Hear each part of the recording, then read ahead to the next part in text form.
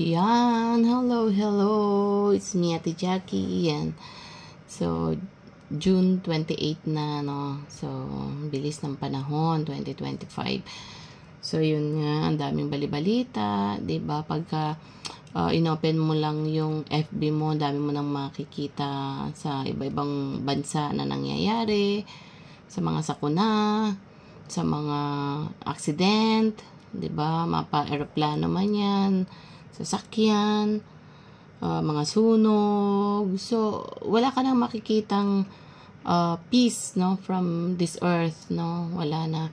Because makikita natin yan na talagang nagaganap na, no? Kailangan maganap na yung sinabi ng ating Panginoon, yung sa aklat na sa Bible, na kailangan mangyari ang lahat ng mga bagay na ito sa Matthew 24 para malapit ng dumating ang ating Panginoong Jesus. So, mangyayari yon. So, yun nga yung kanina lang na tinitingnan ko yung grabe yung mga prophecy. If you believe or not, it's okay. Pero mangyayari naman ang kasulatan, di ba? Naniwala tayo sa Bible, mangyayari. At ang lahat ng ito. Pero ang kagandahan is sabi ng Panginoon na wag tayong matakot dahil ito lamang ay pasimula. And then, kasama natin ang ating Panginoon. If we hold the Word of God at continue tayo na nanalangin, continue natin na isinabmit yung buhay natin sa Kanya, humingi tayo ng tawad, tinanggap natin siya bilang Lord and personal Savior. We are walking with God way, no, we are making yung nagiging righteous talaga tayo para sa Panginoon. Yun talagang go on pa rin siya, no? Talagang napaka-iksi na, sabi nga ng iba na ang oras ng Panginoon, iba yung oras natin, iba yung oras ng Panginoon. Yung oras ng Panginoon is parang nasa 59 na siya. Parang isang ganun na lang is magto 12 na. So, darating na ang Panginoon. At yung naalala ko noon na sinabi nga nila na ang kamay ng Panginoon o ang paa ng Panginoon ay naka-step na siya, nakahakbang na yung isa. No one knows kung kailan niya i-step yung isang paa niya. Only God, and only Jesus Christ, no, darating na siya. At yun nga yung sabi din na pagtunog ng trompeta, siyempre pag bumaba ang Panginoon, maririnig natin yung trumpet. At yung mga anak ng Diyos na tumanggap talaga at nag-obey sa ating Panginoon ay mararapture, mawawala at makikita na talagang aakyat na yan, dadakitin ng ating Panginoon, no, at magmimit lahat yan on air.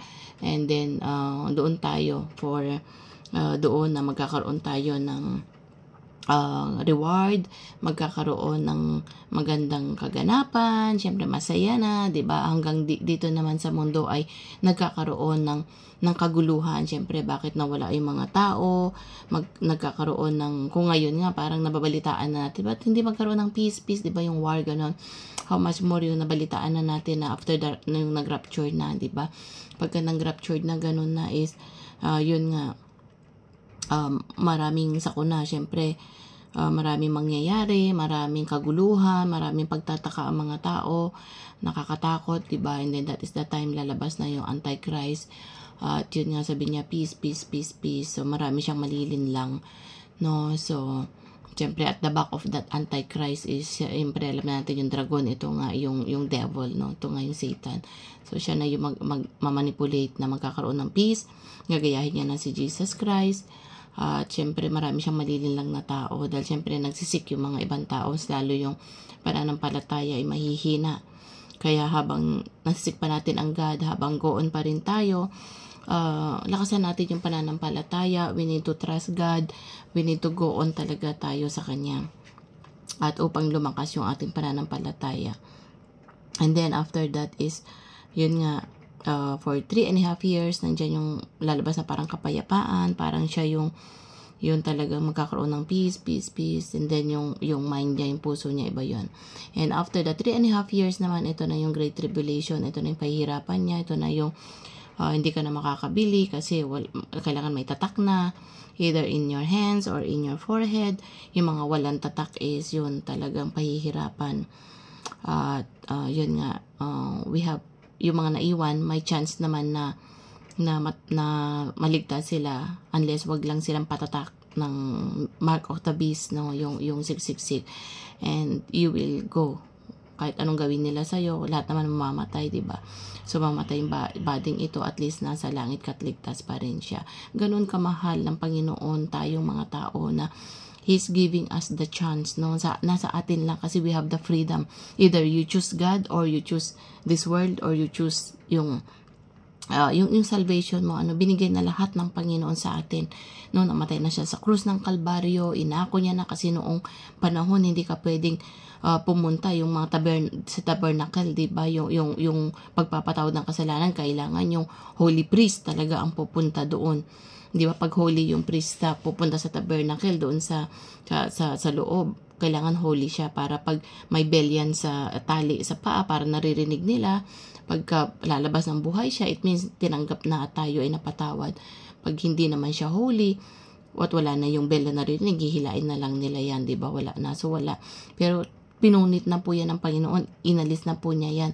Kasi nga, yun na nga po, na siya na po yung naging kabayaran ng ating mga kasalanan. Di ba? Yan nga sa John 3:16, yung mahal na mahal niya tayo, kaya binigay niya yung kanyang bugtong na anak. Ang nais lang niya, ang sino man, sabi niya, sumampalataya sa kanya ay magkakaroon ng buhay na walang hanggan. Tandaan po natin, buhay na walang hanggan. Kahit yun lang panghahawakan mong verse, no?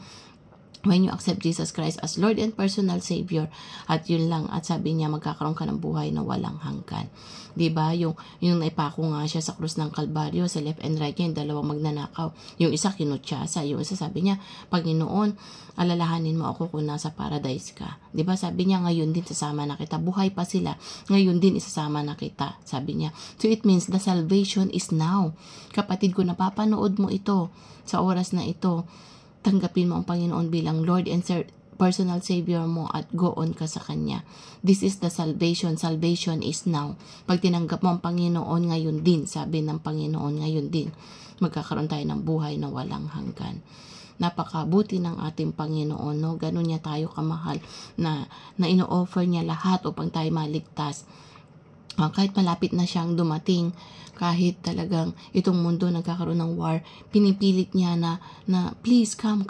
Sabi niya na lumapit tayo sa Kanya para pag dumating na siya sa tamang panahon, ligtas po tayo. Kung pwede lahat ng mga tao na maligtas, pero marami po talaga sa buong mundo ang hindi in-acknowledge ang ating Panginoong Jesus. Marami ang nagagalit, marami ang nagpa-persecute sa mga Kristiyano, marami ang ginagawa na hindi kaaya-aya. So kapatid, sa oras na ito, tanggapin mo ang Panginoon, magsisi ka sa iyong kasalanan, a matter of prayer lamang, isurrender mo yung buhay mo, yung puso mo, sabihin mo na, Lord, forgive me for all my sins, cleanse me, at magmula ngayon pumasok ka sa aking puso, maghari ka, at ikaw na po ang aking Diyos na tagapagligtas. And then go on ka sa iyong pananampalataya, sa nais ng Panginoon, mag-church ka, pray ka, magbasa ka ng Bible, palakisin mo yung faith na nasa sayo. So, yun lamang po yung aking ma-share ngayon sa oras na ito. Keep on going and keep on trusting God. And I was always telling that prayer is powerful and effective. May the Lord God bless you, and shalom, shalom. The peace of God be upon you all. Bye for now.